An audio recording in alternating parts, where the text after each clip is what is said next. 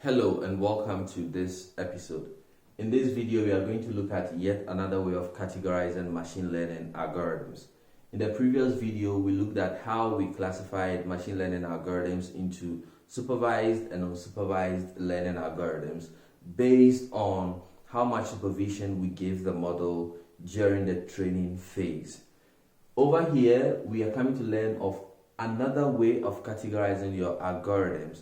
But the basis for the categorization is how the model represents the learnings internally.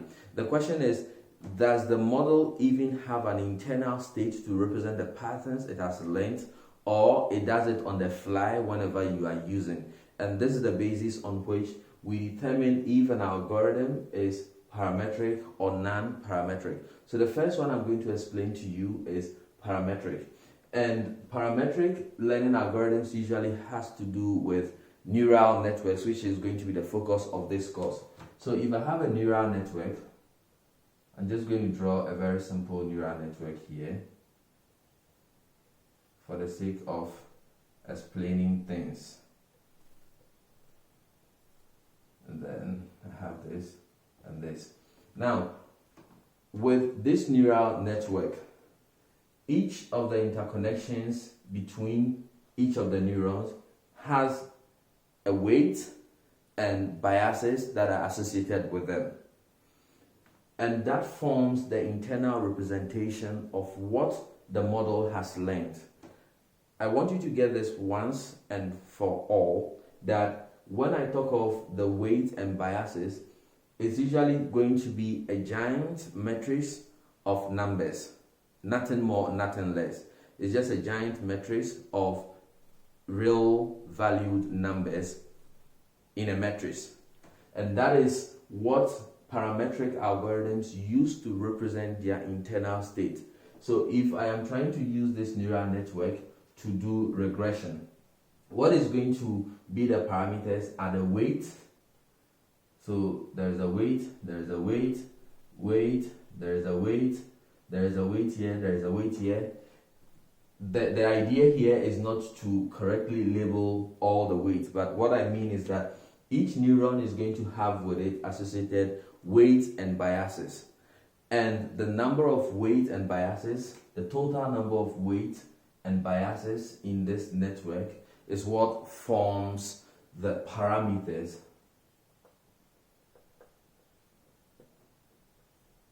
of this neural network.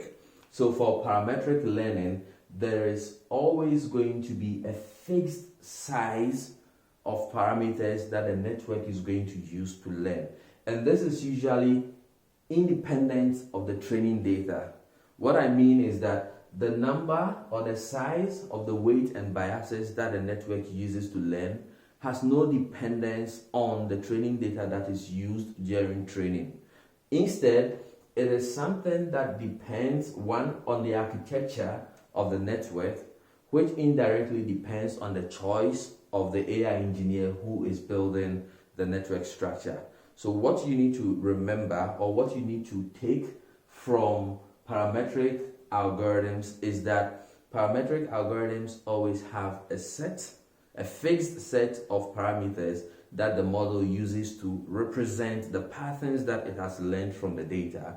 And the size of these parameters is independent of the training data, and it is largely dependent on the architecture of the network, and indirectly it is dependent on the choices made by the AI engineer who is working on the solution. So that is it. Remember, fixed weight parameters. That is what makes something parametric.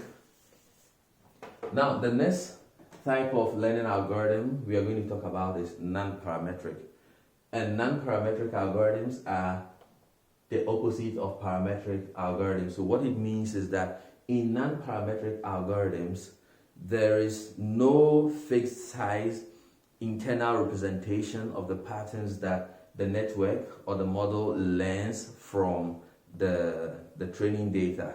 And usually neural networks, like I said, are always parametric. So the focus here is not on non-parametric, but I'll mention it and I'll show you one example algorithm that is non-parametric.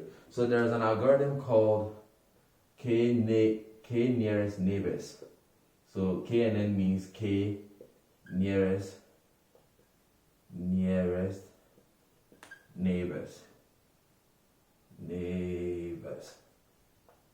And what this algorithm does is, let's say you have two clusters of data points. So if I plot my data point,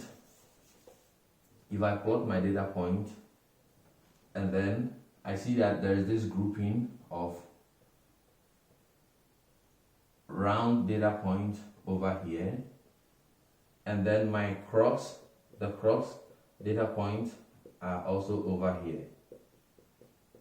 Now, what KNN does is that, let's say I have a point that is somewhere here.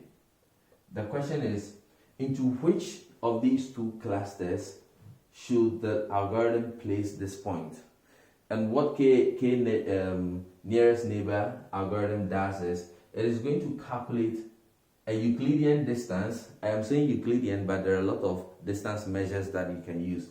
And Euclidean distance is basically if I have two vectors and then they are made up of s1, y1, and then s2, y2.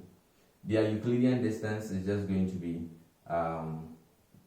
s1 minus s2 squared plus y1 minus y2 squared, and then you find the square root of it, of the entire thing.